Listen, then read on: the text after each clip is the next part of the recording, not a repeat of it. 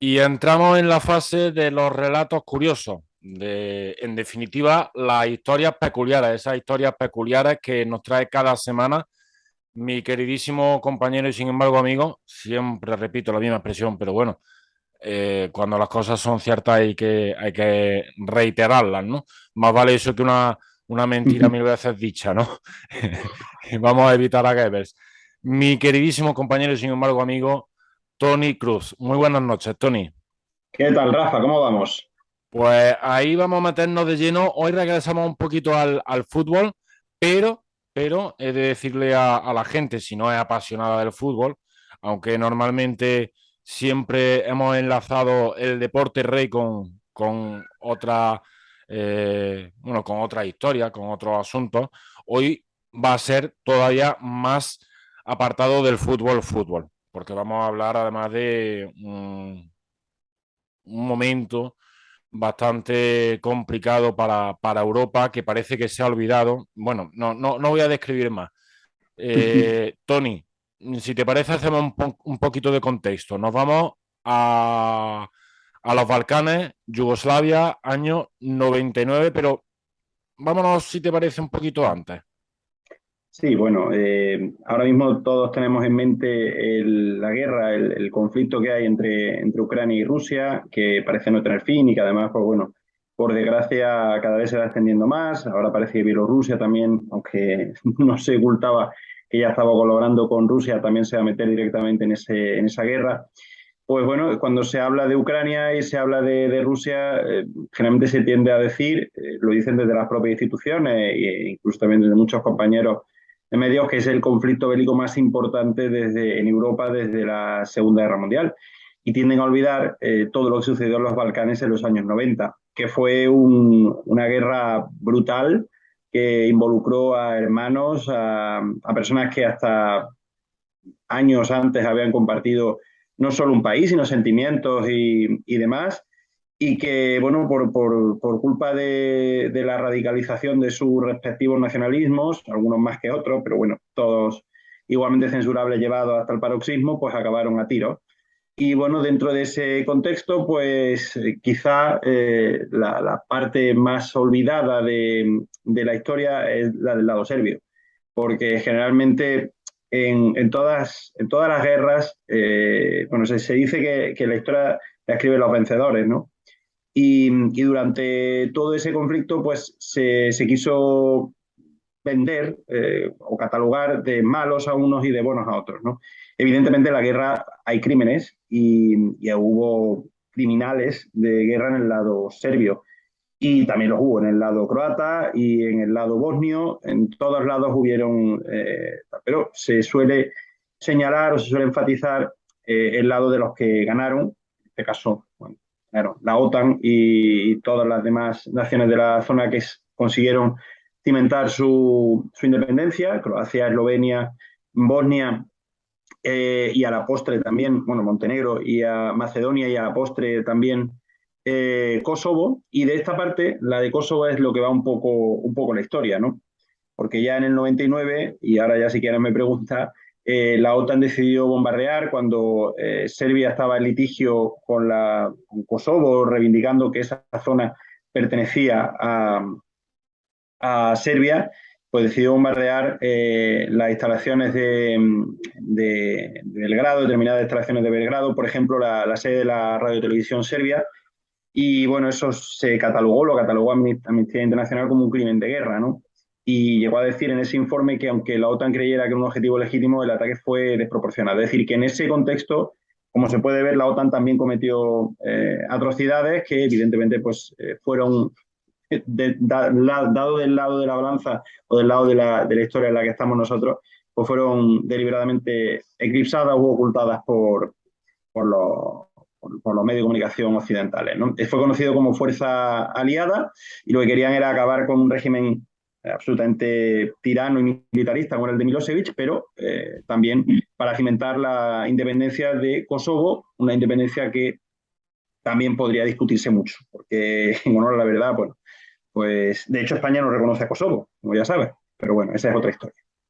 Yo por hacer un poquito de añadido a lo que comentaba Tony para contextualizar, y yo la sensación que tengo hoy en día es muy dolorosa respecto de aquel conflicto porque me parece que es la gran vergüenza de Europa. Tony da en el clavo que es que se habla de la invasión de Ucrania por parte de Rusia, ya no solo como el mayor conflicto en Europa, en suelo europeo desde la Segunda Guerra Mundial, sino casi como el primer conflicto. No, miren ustedes, aquí entre el 91 y el 2001 se produjo una auténtica masacre que se llevó a unas 140.000 personas, 140.000 muertos, perdón, en todos los Balcanes, que produjo millones de desplazados y la comunidad internacional no hizo absolutamente nada. Y el problema es, como comentaba Tony, que la OTAN actuó tarde y actuó mal. Es decir, está bien que hagamos este contexto. Yo quería hacerlo sobre todo para recordarle a la gente eso, ¿no? Que no, hasta que llegó Putin para invadir Ucrania, no ahora, sino hace ya 8 años, por cierto.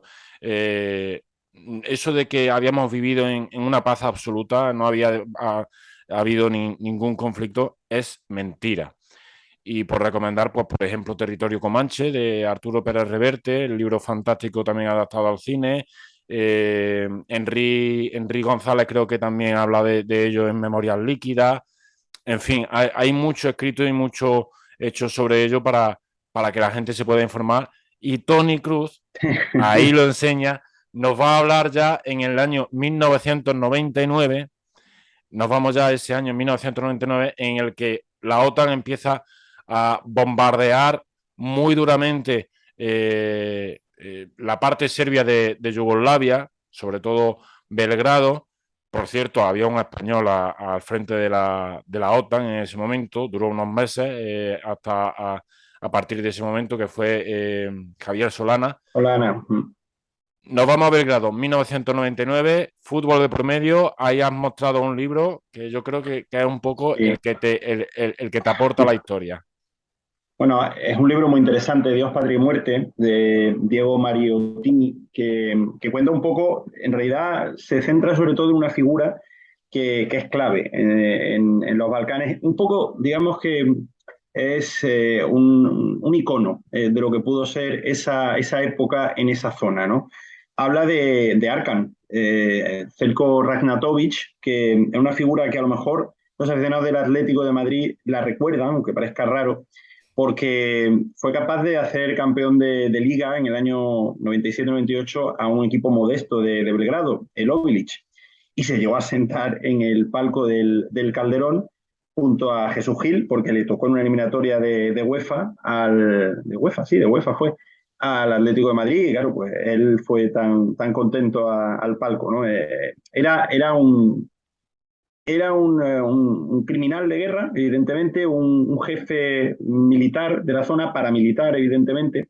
Dice en el libro Mariottini que Arkan se movía en el fútbol como en la guerra y que, por ejemplo, marcarle un gol a Obilic le podría traer muchas complicaciones al árbitro, ¿no? Porque antes de cada encuentro, el campo, que era ya de por sí pequeño, porque claro, Obilic, digamos que es el cuarto o quinto equipo de Belgrado, pues el estadio se llenaba de hombres vestidos de negro como los Tigres. Los Tigres era la formación paramilitar de Arkham, una formación que directamente eran ultras, pero no es que fueran ultras de los que van a los campos, sino que eran ultras que iban a la guerra, iban a la guerra a matar indiscriminadamente a todo aquel que consideraba enemigo de su patria, de Serbia, ¿no? Entonces, pues, por ejemplo, en las gradas, es muy curioso, pues, los hinchas llevaban pistolas contra los jugadores bueno, y les daban amenazas del estilo de si marca no sale vivo del estadio o te vamos a partir las piernas, vas a tener que caminar con las manos, ¿no? Bueno, pues eso es un poco el ambiente, ¿no? Lo que puede envolver a esta historia que voy a contar.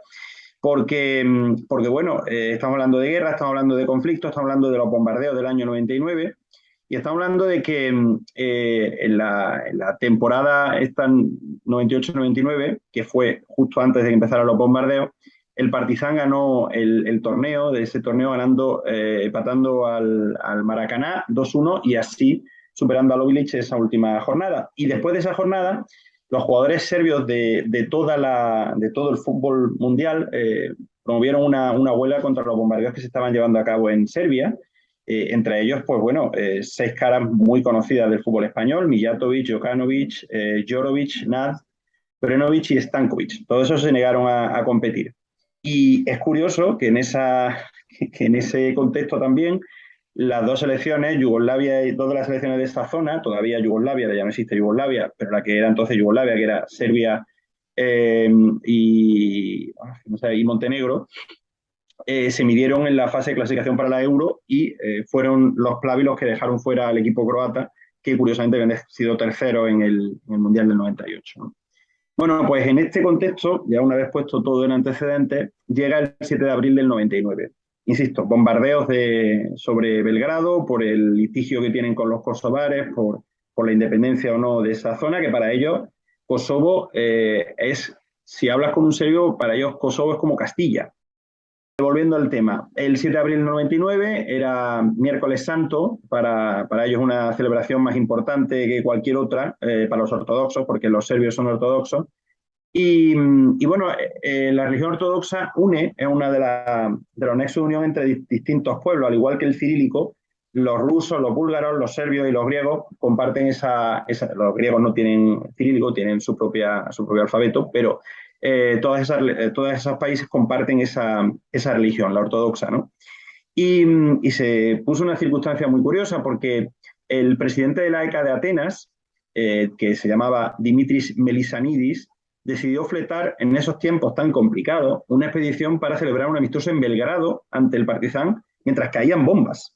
Así que decidió formar una caravana con 5 autocares y 16 futbolistas que se presentaron voluntarios, así como políticos, dirigentes, intelectuales, y fueron capaces de llegar desde Atenas hasta Belgrado, insisto, mientras estaba siendo bombardeada por la OTAN, y consiguieron burlar todas las restricciones, todas las sanciones y todo tipo de trabas burocráticas, naturalmente, que les fueron poniendo en el camino las distintas autoridades de los países que fueron atravesando y, por supuesto, también la propia OTAN y todo el contexto europeo, que no veía ni muchísimo menos con buenos ojos en esos momentos que cualquier equipo que formara parte de la Unión Europea, como era el caso de la ECA de Atenas, pues jugara en un terreno que en ese momento era como el enemigo público número uno.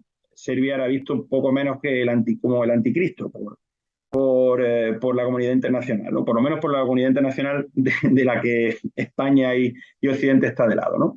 Entonces, bueno, pues al final hicieron un recorrido por la capital serbia y llegaron al estadio, al pequeño Maracaná, una pancarta que ponía NATO, Stop the War, Stop the Bombing. Lo sacaron y empezaron a jugar. Un partido de fútbol que, claro, el partido en sí era lo de menos porque bueno, no estaban pensando en fútbol, sino en hacer un acto reivindicativo, ¿no? El partido no terminó porque en el minuto 68 los aficionados de uno y otro equipo acabaron abrazándose y, bueno, saltando al campo, abrazándose, como diciendo esto es lo de menos y se acabó, ¿no? Y bueno, pues así sucedió esa historia, ¿no? Al final no hubo reivindicaciones, no hubo ningún tipo de condena acerca de lo que hizo la ECA de Atenas, no tuvo sanción. Y 23 años después, en 2022, incluso, que había pasado tiempo, la ECA recordó recordó ese episodio poniendo un tuit diciendo: cuando AECA cruzó la frontera de la historia, cuando AECA desafió la guerra, cuando todo el planeta se inclinó, alto a la guerra, gritamos hoy. Ese mensaje tenía validez en 2022, tenía validez en el 99, tenía validez en 2022 y, bueno, seguirá teniéndola mientras siga habiendo guerras, ¿no? Y en ese sentido, bueno, pues cabría la reflexión, o podríamos hacer la reflexión, de si, en cierto sentido, estamos un poco perdiendo el norte, pues, por ejemplo, condenando, y esto es una opinión muy personal, al fútbol ruso por algo que a lo mejor con los futbolistas no tiene nada que ver. Es decir, están liderados por un zumbado, por un probable criminal de guerra que está haciendo una auténtica matanza en nombre de una pretendida soberanía sobre unos territorios que se puede discutir, como todo, porque todo es discutible, pero no de esa manera. Y no sé si a lo mejor estoy pensando en CSKA de Moscú, el Lokomotiv, y todos los equipos, el Spartak de Moscú, todos los equipos bueno, que tienen ese nombre y ese potencial, y la selección rusa, que no va a poder competir en el Mundial, ni tampoco podrá competir en la Eurocopa próxima por estas circunstancias. Pues no lo sé, quizá en primera instancia, yo fui el primero, lo más tentador es decir, pues venga, sancionemos todo lo que sea ruso, porque todo lo ruso es malo y todo, yo creo que habría que hacer distinto. Creo que es evidente e insisto, estamos entrando en el terreno de la opinión, es evidente que Rusia tiene que ser castigada por lo que está haciendo, es evidente que económicamente se merece lo que está sucediendo, pero el deporte para mí es otra cosa y el fútbol es otra cosa y debería ser siempre otra cosa. Y bueno, es verdad que ahora mismo no está la cosa como para que viajen equipos europeos a Moscú ni a ninguna zona rusa y tampoco a Ucrania, aunque Ucrania sí que se sigue compitiendo, pero hoy mismo que hemos conocido que, que España va a formar parte de una candidatura conjunta con Portugal y con Ucrania, bueno, pues cabe también esta reflexión para ver si de algún modo no podría servir el fútbol más para unir que para separar, ¿no? Y yo qué sé, a lo mejor algún día pues nos arrepentimos de que se sigan viviendo estas escenas y que los rusos pues no puedan, los habitantes de las distintas ciudades rusas, que además es el país más grande del mundo, pues no puedan disfrutar de las competiciones al igual que podemos estar disfrutando nosotros. Por Pero culpa. bueno, esta es mi reflexión personal. No, sí, la comparto en gran parte, porque igual que tú lo dices del fútbol, yo De añado todo. la coletilla de la cultura, del arte. ¿Por qué? ¿Por qué tenemos que nosotros mismos impedirnos, ya no solo a los rusos, sino a nosotros mismos disfrutar de algo que es distinto y que no vamos a tener aquí porque el arte ruso es el arte ruso y el arte español es el español, igual que el barroco no existió en tal sitio? Bueno, me parece una auténtica barbaridad. Tony, Sí. has contado toda la historia. Eh, al fin y al cabo, ¿por qué surge esto? Porque el presidente de la ECA Atenas lo decide y tal, pero ¿de dónde viene todo esto, de la iniciativa de la ECA? Bueno, a ver, estamos hablando de países que se sienten hermanos por determinados vínculos históricos, han tenido durante mucho tiempo el enemigo común en los turcos, comparten esa religión ortodoxa. Además, el AEK, digamos, siempre ha sido un club bastante politizado y siempre muy orientado a ese, no paneslavismo, porque ellos no son eslavos, pero sí tendente a estar muy cerca del paneslavismo, ¿no? Y bueno, al final por mera simpatía de ultras, simpatía de filia y de fobia, se puede entender, y básicamente como un gesto en teoría, como un gesto de hermandad. Yo no sé si detrás habría más, habría un contexto que desconozco, como tal así lo explican y no se arrepienten ni mucho menos de lo que hicieron en su día. Y bueno, al hilo de lo que estás comentando y de que has dicho antes, me viene a la cabeza, eso de que una guerra que se olvida o que se tiene un poquito en barbecho, Europa tiende a que todavía hoy, si tú es curioso, ¿eh? Si tú visitas esos países, yo he tenido la suerte de estar en Croacia, en Bosnia y en Serbia, y todavía hay muchísimos resquicios de lo que fue la guerra, tanto en determinados, por ejemplo, muy famosa, la biblioteca De la Sarajevo. digital de Sarajevo, que fue bombardeada, todavía está, bueno, está reconstruida, pero todavía con señales del combate. O, por ejemplo, nos alojamos, tuvimos la suerte de alojarnos en el Holiday Inn de Sarajevo, que estaba justo donde estaba la Snipers Avenue, que es la avenida de los francotiradores, y es impresionante porque las mismas imágenes que se ven o se veían por la televisión, pues las sigues pudiendo ver, ¿no? Si te asomas, ¿no? Te pones perfectamente en el contexto. Eso en Bosnia, pero es que, por ejemplo, cuando tú cruzas la frontera entre Bosnia y Croacia, por lo menos cuando yo fui, que fue en 2008, hasta bien entrado en territorio bosnio, tú no dejas de ver banderas croatas colgadas en todas las casas. Es un nacionalismo brutal, porque incluso por las calles de Zagreb ves imágenes de generales, ejemplo, o de líderes políticos que luego han estado, o están, o ya han muerto, pero que han sido procesados por crímenes de guerra. En Belgrado me hizo mucha gracia encontrar carteles de Gavrilo Princip, que como sabes fue de Francisco Fernando, el heredero al Ha Imperio habido Austrohúngaro. ha habido un pequeño corte, Tony, perdona, Gabrielo Príncipe, que fue el asesino de Francisco exacto, de Francisco Fernando. Fernando, exacto, sí, sí, Eso, el que dio origen a la Primera Primera Guerra Guerra Mundial. Mundial. Entonces, es una zona que yo creo que, no, no sé, es difícil decir, pero creo que va a estar con esa sensación por los siglos de los siglos. Ha sido siempre llamado el avispero de los Balcanes y me da la sensación de que así va a ser, porque nunca se cerró bien, porque hay muchos rencores, ahora sí son naciones separadas y cada una ha seguido su camino, pero no se cerró bien y no se cerró bien en gran medida porque la comunidad internacional actuó mal, actuó tarde, actuó mal y cuando actuó, actuó de manera interesada y actuó de una manera, pues, no voy a decir desproporcionada, porque bueno, desproporcionada, toda guerra es desproporcionada, no hay ninguna guerra que sea proporcionada, porque cuando lanzas una bomba ya estás cometiendo un daño desproporcionado, pero se actuó de una manera un tanto irregular, en cierto sentido, ¿no? Simplemente pues, porque Estados Unidos decidió que Kosovo tenía que ser independiente y recuerdo, insisto, España no reconoce a No Kosovo como Estado independiente. O sea que así de particular fue esa guerra del 99, ¿no? Así que bueno, eso es un poco mi balance de lo que puede ser y lo que sucedió. Que el fútbol es simplemente una excusa, a mi entender. En este caso, fue una excusa para demandar una solución distinta a ese conflicto, como lo ha sido siempre pues, para reivindicar determinados asuntos políticos, o, bueno, en algunos otros casos, pues para fomentar determinadas iniciativas políticas. Como bien ha dicho Tony, el fútbol hoy ha sido una excusa. A mí me ha alegrado hablar mucho de este tema porque, insisto, es un conflicto que parece guardado en un cajón, quizá porque es una auténtica vergüenza, como lo digo, para Europa sobre todo y para la comunidad internacional en general. Y por hacer otro añadido literario, La fábrica de la frontera de Francisco Veiga, que habla mucho sobre, bueno, pues todo esto que hemos comentado, ¿no? Tony, por cerrar, la importancia del fútbol, que tú también lo has dejado ahí un poco el apunte hace un momento, la importancia del fútbol en determinados momentos, igual que la cultura, por ejemplo, para que sea un poco vehículo de buenos actos, ¿no? Para humanizar esta humanidad tan inhumana, ¿no? Sí, y es curioso porque, mira, a mí a mí lo que más me gusta del fútbol es que ni es justo, ni tiene por qué ser bueno, ni tiene por qué ser blanco, ni tiene por qué ser negro, ni tiene que verse de una sola manera, ¿no?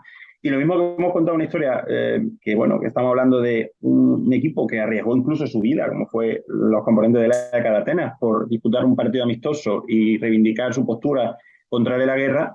También bueno, podemos hablar del caso de Arkan, que a través del fútbol catalizó un odio terrible y entrenó, digamos, a unos paramilitares que cometieron auténticas atrocidades en nombre bueno, de una hipotética gran Serbia, ¿no? Pues lo mismo podríamos hablar de otros casos.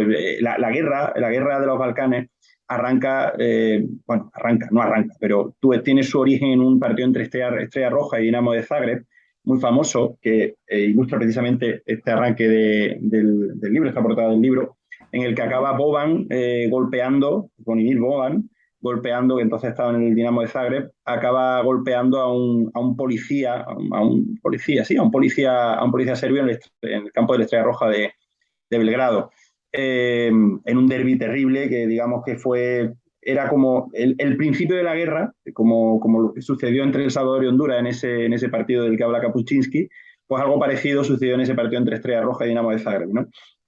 El fútbol tiene lo mejor, lo peor, sirve para cosas, para algunas cosas no sirve, para algunas cosas todo lo contrario, pero es una gran metáfora de la vida, una gran comparación de lo que es la vida, ¿no? Por eso creo que gusta tanto y por eso creo que todo lo que sea desnaturalizarlo va contra la propia esencia del fútbol, pero esto ya es una visión muy particular que pocos comparten. Totalmente. Bueno, Tony, pues muchísimas gracias. Hoy nos hemos alargado un poquito más de la cuenta, pero la verdad que hemos charlado largo y tendido de un tema que yo creo que a los dos nos interesaba bastante. Creo que a la gente también le puede venir bien acercarse a ese partido, AEK, Partizan de Belgrado, AEK de Atenas del 7 de abril de 1999, con las bombas cayendo en Belgrado y sobre todo a la guerra yugoslava, conocida como la guerra de los Balcanes. Tony, como siempre, muchísimas gracias. Nos vemos la próxima semana y bueno, a ver qué vamos preparando ya para el jueves que viene. Un placer como siempre. Muchísimas gracias, Rafa. Un abrazo.